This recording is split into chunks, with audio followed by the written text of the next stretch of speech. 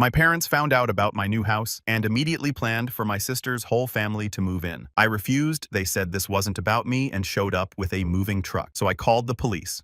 I'm 32 from Texas, and I feel like I've spent most of my life in the shadow of my older sister, Anna.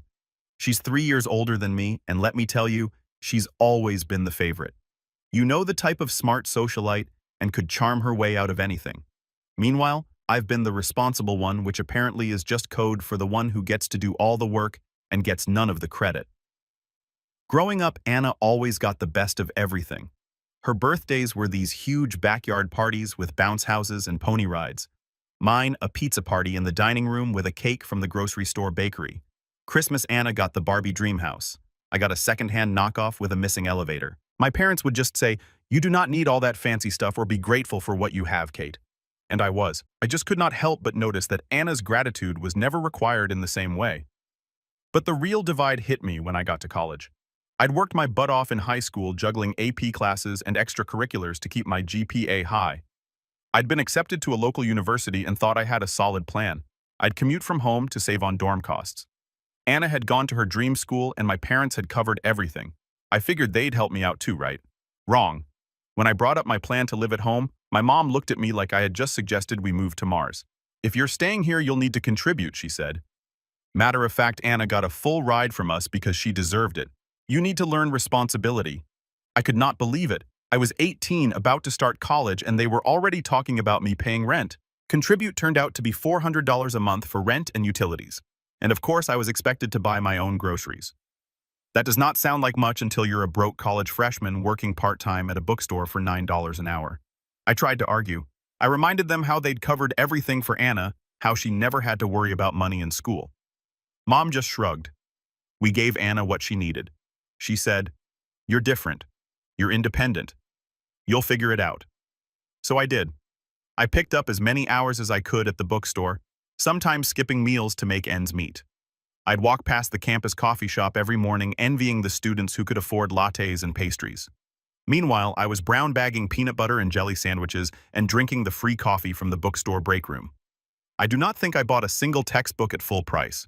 I got all of mine secondhand or borrowed from the library. Every month, I handed over the $400 to my parents, while Anna was off at her out-of-state school living in a shiny new dorm that my parents had paid for. She called me once to complain about how her dorm's AC was not cold enough, and I just about lost it. I did not even have AC in my car because I could not afford to fix it. My parents still sent Anna spending money every month. I overheard Mom once on the phone saying, "We do not want her to struggle. College is hard enough." I stood there in the kitchen holding my $1 ramen noodles, wondering why none of that compassion ever extended to me. To make things worse, my parents constantly praised Anna for her achievements. She got a 3.2 GPA in her communications program, and they threw her a huge graduation party with a catered buffet and a DJ. When I graduated with a 3.9 and a degree in computer science, we had a quiet dinner at home. Mom made lasagna and said, "Well, we do not want to make a fuss." Looking back, I think what hurt the most was not the lack of financial help. It was the clear message that I did not matter as much. Anna was always framed as the star, the one with potential, while I was just there. Even when I succeeded, it was brushed off. "Kate's smart. She does not need help," they'd say. It was like being capable was a curse. After college, I moved out as soon as I could. I found a tiny apartment near my first job and started building my life on my terms. It was not easy, but it felt good to finally be free from their expectations. I worked hard, lived frugally, and started saving. Meanwhile, Anna married Josh, who my parents adore, despite the fact that he's always between jobs. They have 3 kids now. Emily 5, Mason 4, and baby Zach 2. My parents are constantly bailing them out. When their car broke down last year, my parents gave them money for a new one. When Anna complained about how stressful it was to keep up with 3 kids, Mom and Dad offered to babysit every weekend. I wish I could say it did not bother me anymore, but it does. No matter how much I achieve on my own, it feels like I'll always be second place to Anna. That's why I do not tell my family much about my life anymore. I know they would not care. Not really. So I've been keeping this pretty low-key, but I recently decided it was time to start looking for a house. I've been renting this tiny apartment for years, paying way too much for what's basically a glorified shoebox, and I've been saving for what feels like forever. I finally hit the point where I was like, you know what? I deserve this. Now here's the thing. I did not tell my family, not because it's some huge secret, But because they cannot just be happy for anyone, everything turns into a group project with them. If I mentioned it, I knew they'd start making it about Anna and her kids and how whatever I get should somehow benefit them. So I figured it was easier to just keep my mouth shut until it was all said and done. Apparently, that was too optimistic. I do not know how this happened, but a woman I work with, let's call her Lisa, managed to let it slip. Lisa is one of those people who's always in everyone's business. And I guess she casually mentioned to someone that I was house hunting. Someone just happened to be Anna's neighbor, and from there, the news traveled like wildfire. The joys of small world Texas. A few days later, my mom called me. "Kate," she said, all overly cheerful. "Why did not you tell us you're looking for a house? I should have known better, but I played dumb." "Oh, I'm just browsing around right now. Nothing serious." "Well, Anna and I were talking and we have some great ideas for you. You're going to need something big enough for everyone. You know, at least 4 bedrooms for the kids, of course." What kids? I do not have kids." She kept going like, this was the most normal thing in the world. "You'll need space for Anna's family when they visit, and for us too. Oh, and it'd be great if it was close to Anna's place." I do not know why I was surprised. Somehow she'd already turned my potential house into the solution for their problems. I mumbled something non-committal and got off the phone as fast as I could, hoping it was a one-time thing. But oh dear, it was not. From that day on, my mom and Anna started flooding me with house listings. I'm not exaggerating when I say it was like a part-time job for them.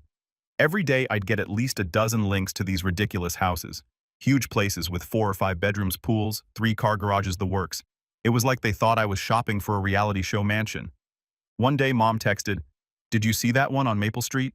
It's a huge one, just perfect." Another time, Anna sent me a link to a 6-bedroom house with a note that said this would be so suitable for us. We could finally have space to spread out us. I stared at the message for a good minute, wondering how my buying a house had somehow become a group effort. The worst part was, they were not even trying to pretend it was about me. Every single house they suggested was geared toward Anna's family. This one has a finished basement.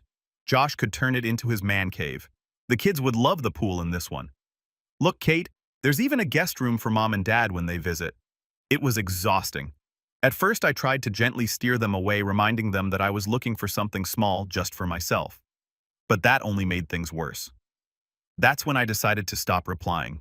I muted the group chat and ignored their texts. I figured they'd eventually get the hint and move on. Meanwhile, I kept looking for houses on my own. I'd spend my evenings scrolling through Zillow and my weekends checking out open houses. I did not tell anyone where I was going, and I made sure to avoid anything remotely close to Anna's neighborhood. The last thing I wanted was to run into someone who might blab to my mom. After weeks of searching, I finally found the one. A small 2-bedroom cottage just outside the city. It had everything I wanted. A cozy little porch, a sunny kitchen, and a backyard big enough for a garden. It was not fancy, but it felt like home.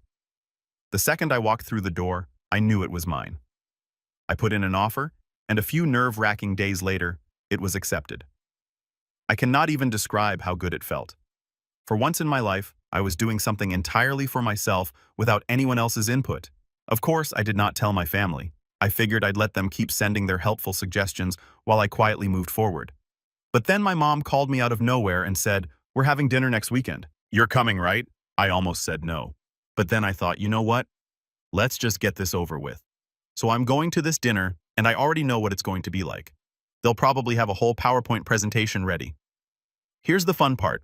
I'm planning to drop the bomb that I already bought a house. I'm not going to sugarcoat it either. I can already hear the dramatic gasps and complaints.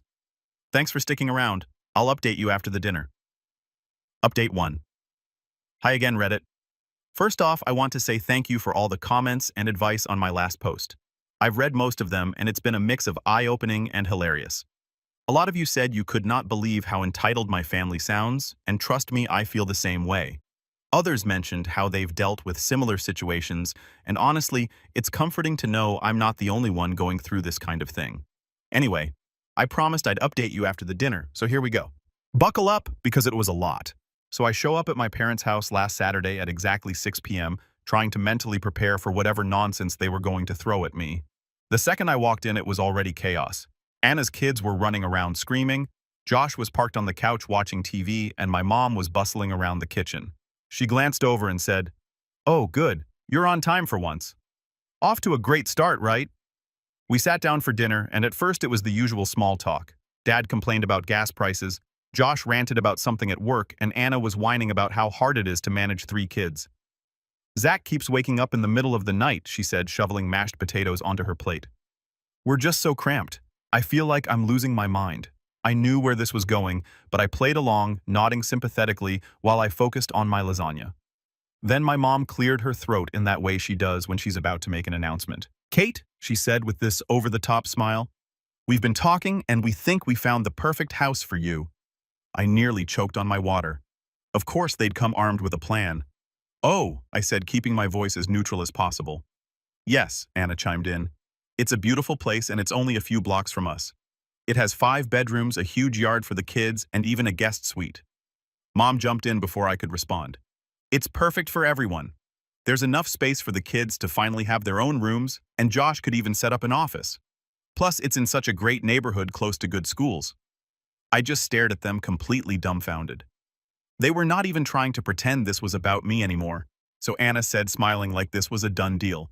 We can go see it tomorrow if you want. That's when I decided I'd had enough. Actually, I said, putting down my fork, I already bought a house. The room went dead silent.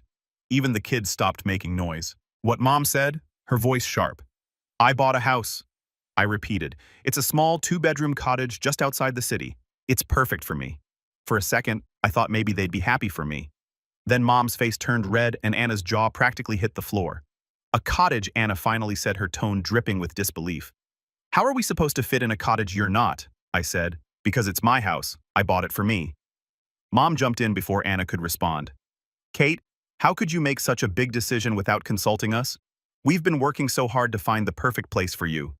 No, I said, trying to keep my cool. You've been working hard to find the perfect place for Anna and her family. I did not need your help. I knew what I wanted, and I bought it. Anna's voice got all high-pitched like she was about to cry. But we need this, Kate. Do you know how hard it is for us in that tiny apartment? Emily and Mason have to share a room, and Zach's crib is in our bedroom. It's not fair to the kids. I took a deep breath, trying not to snap. That's not my problem, Anna. I've worked hard to get to this point, and I'm not giving up my dream house to fix your situation. That's when Dad decided to chime in.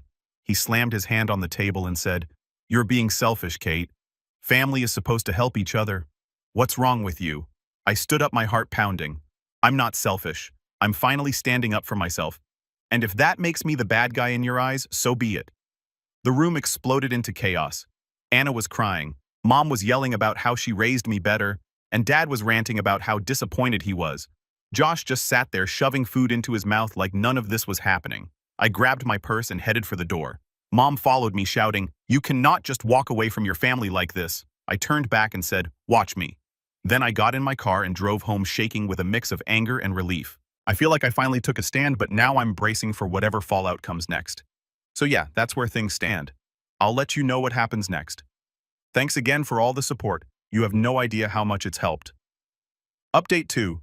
Hi again, Reddit. Thanks so much for all your support and comments after my last update.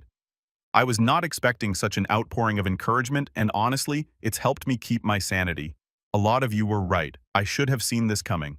After that dinner, things escalated exactly the way I feared. So here's the update.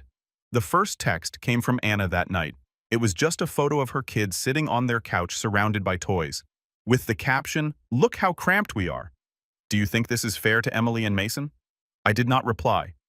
What was I supposed to say? That it was somehow my fault her apartment was messy. That buying a house for myself had magically caused her kids to share a room. I put my phone on silent and went to bed hoping she'd let it go. She did not. The next day, I woke up to 5 missed calls from my mom and a string of texts from Anna. One said, You always think about yourself. I thought family mattered to you.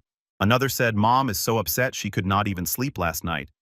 And then the piece to resistance. You've changed, Kate. This is not the sister I grew up with, right? Because the sister she grew up with was too busy being ignored to develop a backbone.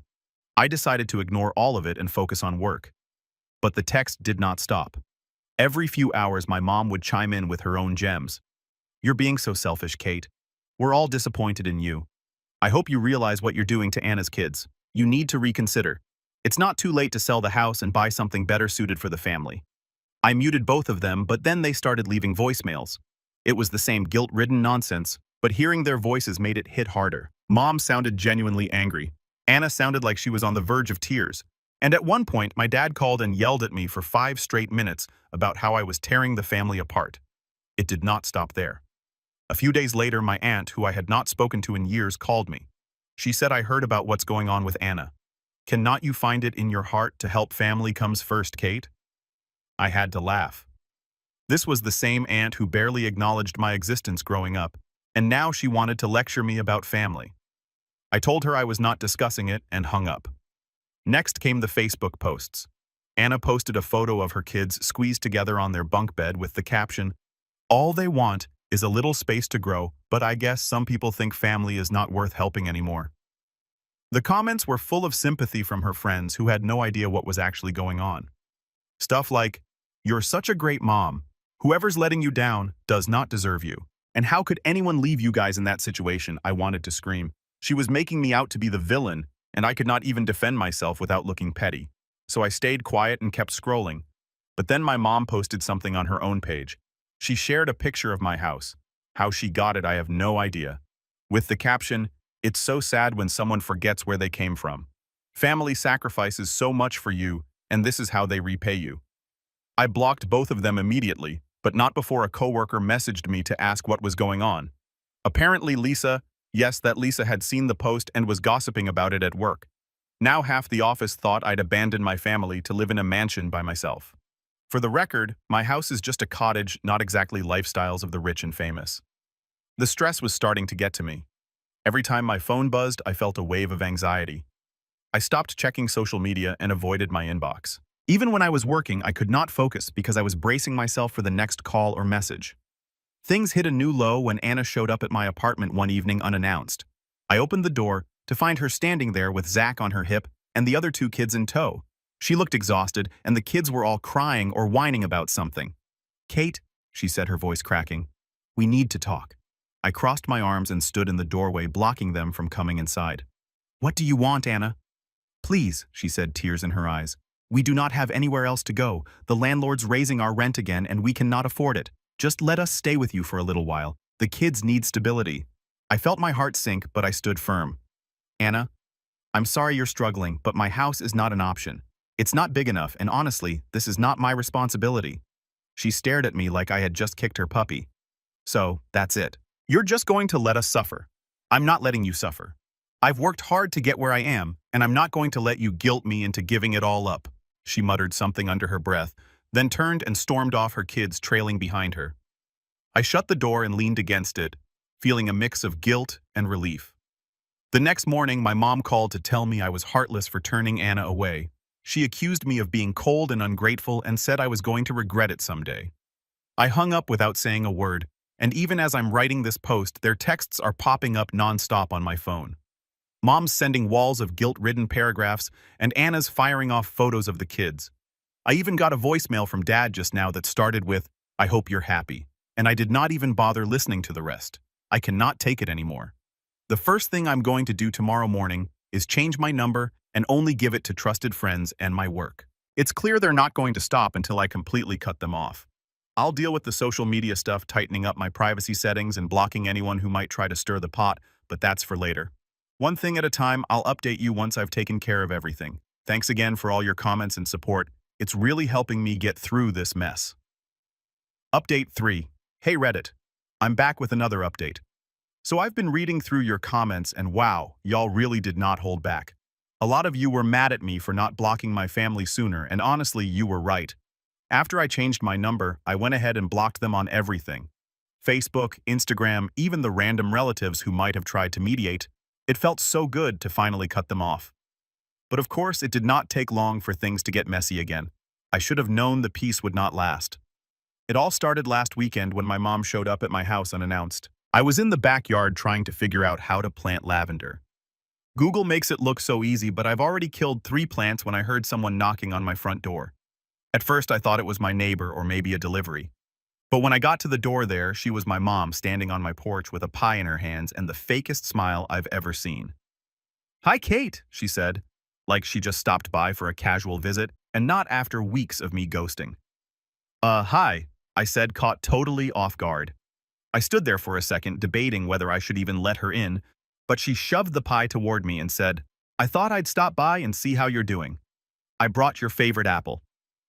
I was not sure if I should laugh or cry. My favorite is cherry, but okay, Mom. Against my better judgment, I let her in. I did not want to make a scene. She set the pie on the counter and looked around the house like she was taking inventory. "This is lovely, Kate," she said, running her hand along the back of a chair. "You've done a great job." I did not know what to say, so I just mumbled a quick thanks and waited for her to get to the point. She sat down at my kitchen table and sighed dramatically. "I wanted to apologize," she started. "Things got a little heated, and I realize now that we were wrong to push you like that. You've worked hard for this house, and I should have respected your decisions." I stared at her, trying to gauge if she was serious. It sounded nice on the surface, but something about her tone did not sit right with me. Then she launched into this whole speech about how proud she was of me and how the stress of Anna's situation had made everyone act out. "But that's no excuse," she said, giving me this sad, almost pleading look. For a second, I felt myself softening. Maybe she really was trying to make things right. But then she hit me with, "I was thinking maybe we could have a fresh start. I'd love to come over again sometime. Maybe bring Anna and the kids.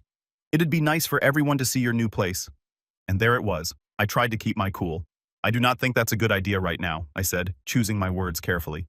"Things are still a little tense, and I'm not ready for that yet." She nodded, but I could tell she was not happy with my answer. "Of course I understand," she said, but her smile was a little too tight and her eyes kept darting around the room like she was sizing up the place. After a few more minutes of small talk, she stood up and said, "Well, I should get going. Thanks for letting me stop by. I really mean it, Kate. I just want us to be a family again." I nodded, but did not say anything. After she left, I locked the door and just stood there for a while staring at the pie on the counter. Something about the whole visit felt off. For the past few days, I could not stop replaying the conversation in my head. Was she being genuine, or was this just another manipulation tactic? The timing seemed way too convenient. She'd spent weeks harassing me, and the second I cut them off, she suddenly shows up with an apology and a pie. It also did not sit right with me how quickly she glossed over everything that had happened. She did not even mention the texts, the voicemails, or the fact that I'd blocked her. It was like she was pretending none of it had ever happened, which felt weird. And the whole thing about bringing Anna and the kids over, that did not feel like a casual suggestion. It felt calculated, like she was testing the waters to see how much I'd let slide. I have not reached out to her since, and she has not contacted me again either. But I cannot shake the feeling that this is not over. Knowing my family, there's probably something else brewing, and I'm just waiting for the other shoe to drop. What do you think, Reddit? Was my mom being sincere, or is there more to this than she's letting on? Part of me wants to believe she's genuinely trying to fix things, but the other part of me feels like I'd be an idiot to trust her. Let me know your thoughts. I could really use some outside perspective right now. Update 4. Hi Reddit, I'm back, and wow, do I have an update for you. Hopefully the last one. I wish I could say things have calmed down, but instead everything has gone from mildly irritating to full-on crazy. I do not even know where to start, but let's just say I'm officially done giving my family the benefit of the doubt. So you remember how my mom stopped by with that apology and a pie. At the time I told you all I had a bad feeling about it. Turns out my gut was right. Something about her visit was not sitting well with me, but I could not figure out why. She seemed way too interested in every detail of my house, from the locks on the doors to the layout of the rooms. At the time I brushed it off as her being nosy. But now I realize it was part of a bigger plan. A few days after her visit, I went about my week as usual. Work was busy, so I was mostly holed up in my new home office, focused on deadlines. I was not thinking much about my family. Things had been quiet since the visit, and I thought maybe they were finally backing off. Then came Saturday. I'd gone out to run errands in the morning, just the usual stuff: grocery shopping, a stop at Target, and picking up a package from the post office. I got home around noon, bags in hand, ready to put everything away and enjoy a quiet weekend. As I pulled into the driveway, I noticed something odd. Anna's SUV was parked right in front of my house. My heart immediately sank. I walked up to the door, fumbling with my keys, and that's when I heard voices inside. At first, I thought maybe I'd left a window open or my TV on, but as I stepped into the entryway, the realization hit me like a brick. Anna, Josh, and the kids were in my house. The scene inside was pure chaos. Emily and Mason were sprawled out on my couch, surrounded by snacks and toys that were not even theirs. Zach was toddling around the living room, chewing on one of my throw pillows like it was a teething ring. Josh was in the kitchen raiding my fridge. And Anna, She was in the sunroom rearranging my furniture like she was on HGTV. "What the heck is going on?" I blurted, my voice shaking with a mix of anger and disbelief. Anna looked up completely unfazed. "Oh, hey, Kate. We figured it'd be easier to just move in while you were out." I stared at her, trying to process what she had just said. "Move in? Are you serious?" She rolled her eyes like I was the one being unreasonable. "Mom gave us the key. She said it'd be fine." I felt like I was going to explode. "Mom gave you what key?" "The spare key," she said, gesturing toward the kitchen counter where I'd left it during Mom's visit. "We really needed this space, and your house is perfect for us. It could have been bigger if you'd listened to us, but it'll do. And Josh can finally have an office." "Get out," I said, my voice dangerously calm. "Kate, do not be like that." Josh chimed in, leaning against my fridge with a sandwich. "You're single. You do not need all this space. This house makes way more sense for us." I could not believe what I was hearing. They were talking about my house like it was just another one of my parents' handouts for Anna. "Get out of my house," I repeated louder this time. Anna scoffed. "We're family, Kate. Stop being so dramatic. We've already started settling in and the kids love it here. It's not like you're using all this space anyway." I did not even know how to respond. I was so angry I could barely think straight. Instead of arguing, I pulled out my phone and started dialing 911. "Seriously," Anna said, her voice dripping with disbelief. "You're calling the cops on your own family." "Watch me," I said, holding the phone up so she could see. When the dispatcher answered, I calmly explained the situation, that my sister and her family had broken into my home and were refusing to leave. Anna and Josh tried to argue with me while I was on the phone, but I ignored them. By the time the cops arrived, I was shaking with adrenaline, but I was also determined not to let them get away with this. The officers were professional but firm. They asked Anna and Josh to explain why they were in the house, and their story was as ridiculous as you'd expect. "We're family," Anna said, as if that was a valid legal defense. Josh kept going on about how I had plenty of space and how it was the right thing to do. The officers were not having it.